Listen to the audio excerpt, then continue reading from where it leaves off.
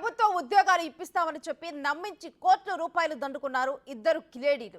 సంగారెడ్డి జిల్లాలో ప్రైవేటు ఆసుపత్రుల్లో నర్సులుగా పనిచేస్తున్న మహిళలను టార్గెట్ గా ఎంచుకొని ఒక్కొక్కరి వద్ద 2,50,000 నుంచి 3 లక్షల వరకు వసూలు చేశారు.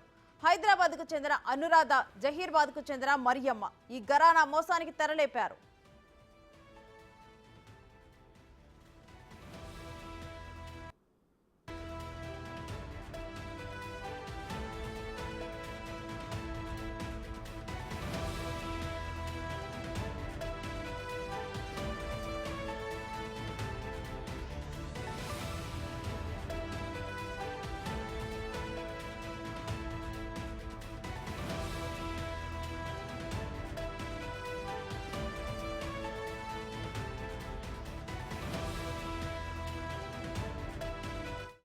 అమాయకులకు ఉద్యోగాల పేరుతో ఎరవేసి నిరుద్యోగులను నిండా ముంచారు. 2023 ఏప్రిల్ 15న సంగారెడ్డి జిల్లా కలెక్టర్ కార్యాలయంలో ఉద్యోగాలు ఇప్పిస్తామని చెప్పి వారికి డూప్లికేట్ ఆర్డర్ కాపీలు అందజేశారు. అందుకోసం ఏకంగా కలెక్టర్ సంతకాన్ని సైతం ఫోర్జరీ చేశారు. ఈ వ్యవహారాన్ని ఎవరికీ అనుమానం రాకుండా అనురాధ ప్లాన్ చేస్తే మరియమ్మ అమలు చేసినట్టు తెలుస్తుంది.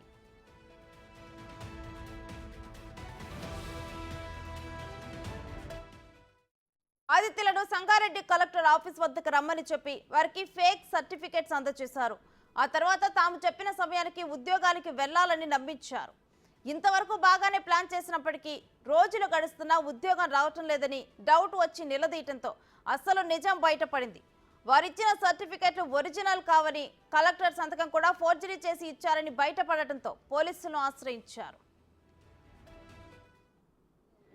ఆశా వర్కరు రాయకోడ్ మండల్ పిఎస్సి తను అనురాధ అనేట ఆమె ఇద్దరు కలిసి మా దగ్గర 3 lakhs కాల్ చేసిండ్రు. మేము అడిగిన మాకు జాబ్ ఇప్పిస్తామని అన్నారు. ఇంతవరకు దాకా మాకు అమౌంట్ ఇస్తలేరు, జాబ్ పెట్టిస్తలేరు, ఎన్హెచ్ఎం కింద జాబ్స్ ఉన్నాయని మాకు చెప్పినారు వాళ్ళు. దాని ద్వారా మేము నమ్మాల్సి వచ్చింది. కాంట్రాక్ట్ బేసిక్ కింద స్టాఫ్ నర్స్ అని చెప్పినారు. దాని ద్వారా మేము నమ్మినాము. ఇక మేము 1 week అడిగినాం. 1 week అయినా కానీ మాకు ఏ రెస్పాన్సిబుల్ ఇవ్వట్లేరు.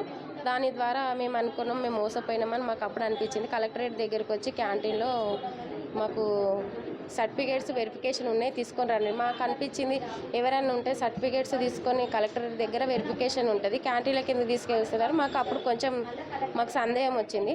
దాని ద్వారా మేము మోసపోయినామని మాకు అనిపించింది. ఆర్డర్ కాపీ కూడా ఇచ్చిర్రు మాకు 1 monthలో మీకు జాయిన్ చేపిస్తాము అట్లా ఇట్లా అని చెప్తే మేము నమ్మవలికినాం. దాని ద్వారా మేము తీసుకొని వెళ్ళిన తర్వాత అది ఫేక్ అని తెలిసింది. ఒక కలెక్టర్ సిగ్నేచర్ ఫోర్జీ చేసి మాకు ఆర్డర్ కాపీలు అయితే ఏవైతే ఉన్నాయో అవి మాకు ఇవి ఇచ్చినారు. దీని ద్వారా మేము నమ్మాల్సి వచ్చింది. నిజమేనేమో మాకు జాబ్ కన్ఫర్మ్ అవుతుందేమో అని మేము అనుకున్నాము. దాని ద్వారా మేము మోసపోయినాము.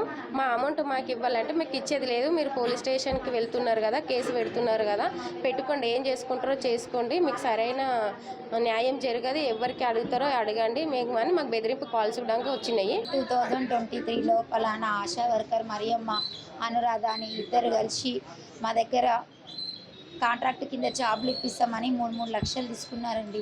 తీసుకొని ఫస్ట్ 1,50,000 తీసుకున్నారు. తర్వాత కలెక్టరేట్లో ఆర్డర్ కాపీలు ఇచ్చి మిగతా అమౌంట్ ఆడ తీసుకున్నారు.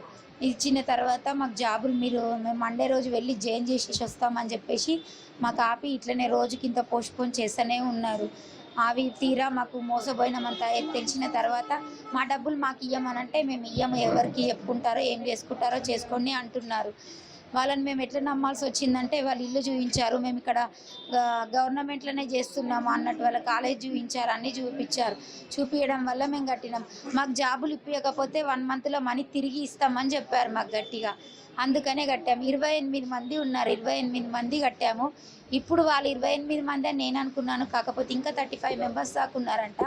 వీళ్ళందరితో పలానా మరియమ్మనే పరిచయం చేసిందంట అనురాధ మేడంని. ఆమె ఇప్పుడు బెదిరిస్తుంది కూడా. ఇంతదాకా దాదాపు 28 మంది లేడీస్ ఉద్యోగాలు వస్తాయని చెప్పి కూడా 3 లక్షల వరకు ఇద్దరు లేడీస్ని నమ్మి కట్టడం అనేది జరిగింది ప్రభుత్వ ఉద్యోగాల కోసం. అసలు కంప్లీట్ డీటెయిల్స్ ఏంటి ఈ విషయం గురించి అనేది కూడా మా ప్రతినిధి దుర్గారెడ్డిని అడిగి తెలుసుకుందాం. దుర్గారెడ్డి, ఈ ఘరానా మోసం గురించి డీటెయిల్స్ ఏంటి? రేణుశ్రీ సంగారెడ్డి జిల్లా గవర్నమెంట్ హాస్పిటల్లో 28 మందికి నర్సు, స్టాఫ్ నర్సు, లేకుంటే ఏఎన్ఎం, లేకుంటే అలాంటి ప్రైవేట్ కాంట్రాక్ట్ నుంచి గవర్నమెంట్ ఎంప్లాయీస్ మీకు జాబ్స్ ఇప్పిస్తామని చెప్పి అనురాధ హైదరాబాద్ హాస్పిటల్లో పనిచేస్తే అనురాధ, తర్వాత మరియమ్మ, వీళ్ళందరూ కూడా గవర్నమెంట్ హాస్పిటల్లో పనిచేస్తారు. ఒకరు వాళ్ళు అక్కడ హాస్పిటల్లో పనిచేసే విషయాన్ని నమ్మి మాత్రం వీళ్ళు మోసపోయారు. ఒక్కొక్కరు 3 లక్షల రూపాయలు చెల్లించారు. ఒక జిల్లా కలెక్టర్ మెజిస్ట్రేట్ సంతకాన్నే పొర్జర్ చేశారు ఈ మరియమ్మ, అనురాధ. చేసి సంవత్సర కాలం నుంచి కూడా వీళ్ళని తింపుకుంటున్నారు. వీళ్ళందరూ కూడా అటు జిల్లా కలెక్టర్ని కలిశారు, జిల్లా ఎస్పీని కలిశారు. ఆ తర్వాత వాళ్ళ ఇంటికి వెళ్ళారు, ఆందోళన చేశారు, ధర్నా చేపట్టారు. ఆయన న్యాయం చేయమని అడుగుతున్నారు.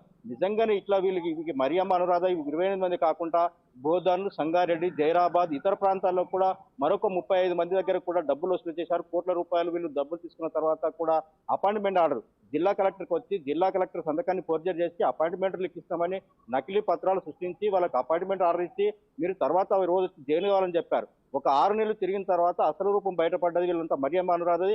వీళ్ళని అరెస్ట్ చేయడానికి మాత్రం పోలీసులు 1 సంవత్సర కాలం తీసుకున్నారంటే గవర్నమెంట్ హాస్పిటల్లో ఉద్యోగం ఇప్పిస్తామంటే నిజంగా ఎలా నమ్మారని ఆ నర్సు చెప్పడం విన్నాం, మనం చూసినాం. రేణుశ్రీ, దాదాపు వీళ్ళనే కాదు చాలా మందిని కూడా బోడగొట్టించారు, కిలాడీలు వీళ్ళని చెప్పవచ్చు.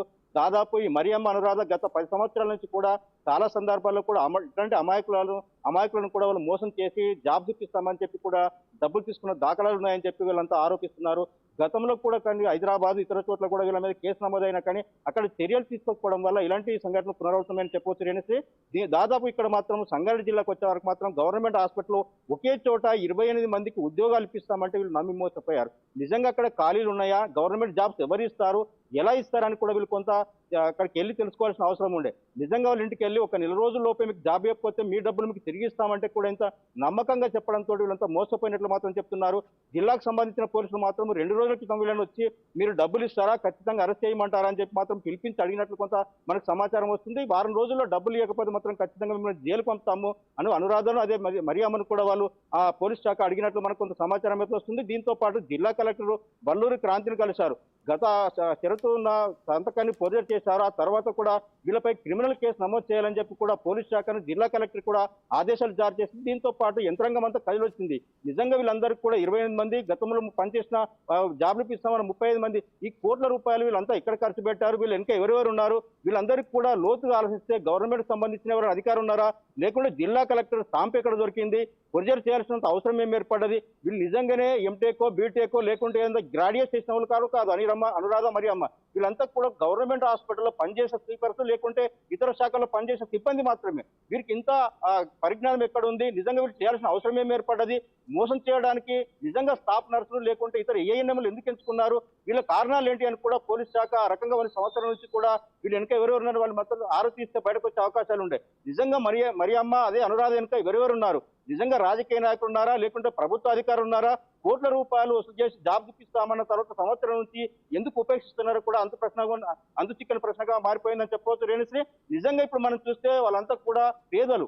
దాదాపు బయట బాకీ తీసుకొచ్చి 3 లక్షల రూపాయలు చెల్లించి సంవత్సర కాలం నుంచి మిత్తి కడుతున్నారు. ఒకరిద్దరు మాత్రం ఆత్మహత్య చేసుకుంటాము, లేదంటే కలెక్టరేట్లో చనిపోమంటారా, లేకుంటే పోలీస్ స్టేషన్లో చనిపోమంటారా అని కూడా వాళ్ళు గట్టిగా నిలదీసిన ప్రయత్నం చేసినా కానీ ఈ మరియమ్మ కావచ్చు, అనురాధ కావచ్చు, మేము ఇస్తాము లేకుంటే బెదిరింపులకు దిగుతున్నారు.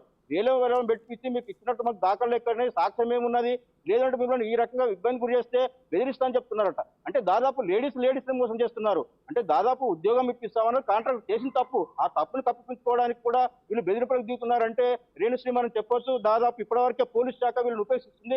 కఠినంగా శిక్షలు అమలు చేసి జైలు పంపినట్టుంటే ఇలాంటి సంఘటనలు మరో చోట పునరావృతం కావు. కాకపోతే ఇప్పుడు మరియమ్మ, అనురాధ ఇక్కడ కూడా హైదరాబాద్ ఉంటున్నారు, జైరాబాద్ ఉంటున్నారు, బోధన అంటున్నారు. వీళ్ళు ఎక్కడికి పోతే కూడా అక్కడి నుంచి తప్పించుకొని తిరుగుతున్నారని చెప్పి కూడా వాళ్ళు ప్రాధాయపడుతున్న విషయం. పోలీస్ శాఖ మాత్రం సంవత్సరం క్రితం కేసు నమోదు చేసుకొని సంవత్సరం వరకు కూడా వాళ్ళు అరెస్ట్ చేయకపోవడం వల్ల విమర్శలు తావెస్తున్నాయని చెప్పవచ్చు. రేణుశ్రీ, అయితే ఇటు ఈ ఇద్దరు మహిళలు కూడా కలెక్టర్ సిగ్నేచర్ను కూడా ఫోర్జరీ చేశారు. కనీసం ఇప్పటికైనా కానీ ఇటు పోలీసులు ఈ కేసులో సీరియస్నెస్ని పెంచారా? అయితే ఇప్పటివరకు ఇక్కడ నుంచి సంగారెడ్డిలో పనిచేసిపోయిన షరత్తుకు సంబంధించిన సంతకాన్ని పరిచయం చేసి నకిలీ పత్రాల మీద సంతకం పెట్టడం జరిగింది. ఇప్పుడు జిల్లాకు సంబంధించిన ఎస్పీ రూపేష్ కూడా ఇక్కడికి వచ్చిన తర్వాత వారం రోజుల క్రితం వాళ్ళంతా మరియమ్మను అనురాధను పిలిపించి మాట్లాడడం జరిగింది. మీరు ఎవరెవరి దగ్గర ఎంత వసూలు చేశారు, ఈ సంతకాలు ఎక్కడి, ఇవన్నీ చెప్పి మీకు సమయం ఇస్తాను, ఒక వారం రోజుల్లోపు ఖచ్చితంగా మీరు వాళ్ళ డబ్బులు తిరిగి చెల్లిస్తే తప్ప లేకుండా మిమ్మల్ని ఖచ్చితంగా జైలు పంపిస్తామని చెప్పి అనురాధ మరియమ్మను వాళ్ళ ఆ పోలీస్ శాఖ ఆరాధిస్తే ఖచ్చితంగా డబ్బులు చెల్లిస్తామని చెప్పి హామీ ఇచ్చి మాత్రం వెళ్ళిపోయారు. ఆ తర్వాత ఇప్పటి వరకు మళ్ళీ రాలేదు. గతంలో ఇట్లనే చెప్పుకుంటూ ఒక సంవత్సరం నుంచి వాళ్ళు వెళ్ళిపోయారు. ఇప్పుడు మాత్రము అర్ధరాత్రి లేకుండా ఇతర చోట్ల వేరే వాళ్ళ నుంచి ఫోన్లు చేసి మాత్రము ఎవరైతే డబ్బులు ఇచ్చారో, ఎవరైతే జాబ్స్ ఇస్తామని చెప్పారో వాళ్ళందరికీ ఫోన్లు చేసి బెదిరిస్తున్నట్లుగా మనకు కొంత సమాచారం వస్తుంది. రేణుశ్రీ, దాదాపు పోలీస్ శాఖ నిజంగానే వారం రోజులు డబ్బులు ఇస్తామంటే ఎట్లా ఊరుకుంటున్నారు? నిజంగా గతంలో సంవత్సరం నుంచి ఇదే విధంగా తిప్పుకుంటున్నారు కదా. ఖచ్చితంగా వీళ్ళకు చెక్కులు ఇవ్వాలి, లేదంటే ఎందుకు తీసుకున్నారో, డబ్బులు ఎక్కడెక్కడ చెల్లించారు, డబ్బులుంటే వారం రోజులు సమయం ఎందుకు ఇవ్వాల్సి వస్తుంది అని చెప్పి పోలీస్ శాఖ కూడా ఆరా తీసిన విషయాలు అయితే చెప్పడం జరుగుతుంది. నిజంగా వీళ్ళకి పోలీస్ సంఘానికి సంబంధించిన రూపేష్ వీళ్ళకి న్యాయం చేస్తాడా, లేదంటే వీళ్ళు కోర్టుకు పోతే వాళ్ళకి ఎక్కడ కూడా కోర్టులకు సంబంధించిన ఎవిడెన్స్ గైడ్లైన్స్ లేవు. ఓన్లీ ఒక నకిలీ పత్రాలు జాబ్స్ ఇస్తామని సృష్టించినాయి. షరతుకు సంబంధించిన జిల్లా మేజిస్ట్రేట్ సంతకాన్ని పొర్జర్ చేసిన మాత్రం వీళ్ళ దగ్గర ఉన్నాయి. అవి కూడా నకిలీ కాబట్టి ఇక్కడ కోర్టులో వీళ్ళిపోయే సమస్య ఉంది. కాబట్టి దాంతో పాటు వీళ్ళంతా కూడా పోలీస్ శాఖను నమ్ముకొని మాత్రం అక్కడికి వచ్చిపోతున్న విషయంగా మనకు తెలుస్తుంది. Renusri, thank you Durga Reddy. Hero Raj Tarun వ్యవహారంలో చిక్కుముడి వీడటం లేదు. అయితే రాజ్ తరుణ్ తల్లిదండ్రుల ఇంటి ముందు లావణ్య న్యాయ పోరాటానికి సిద్ధమైంది. ఇంటి ముందు దీక్షకు కూర్చోనుంది. ఇదే వ్యవహారంలో రాజ్ తరుణ్ కోర్టుకు వెళ్లనున్నట్లు తెలుస్తుంది.